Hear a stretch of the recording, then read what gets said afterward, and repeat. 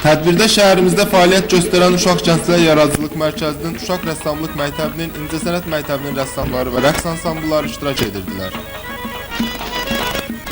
Onlar asfalt üzərində sülhü və əmin-amanlığı əks etdirən rəsm əsərləri çəkdilər.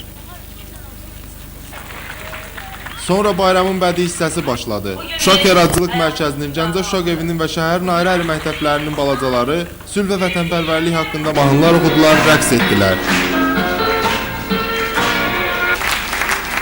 Tədbirin sonunda Gəncə şəhər İcra Hakimiyyəti başçısının humanitar məsələlər üzrə müavini Arif Qaziyev uşaqları şəhər rəhbərliyi adından bayram münasibəti ilə təbrik etdi.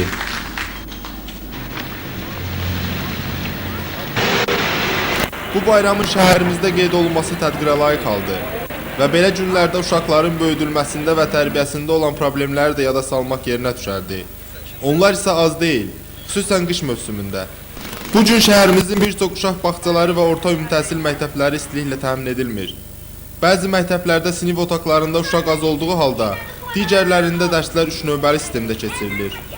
Bundan başqa hələ də şəhərimizdə məktəbə getmək əvəzinə maşın yumaqla, tum satmaqla və başqa yollarla məcburiyyət qarşısında ailəsinə çörək pulu qazanan uşaqlara rast gəlirik. Bu məsələdə sözsüz ki, valideynlərin günahı az deyil. Məhz onların öz övladları qarşısında valideynlik funksiyasını yerinə yetirməsinin nəticəsidir ki, uşaq evində 117 atılmış uşaq var. Belələri hər zaman olub, var və olacaq.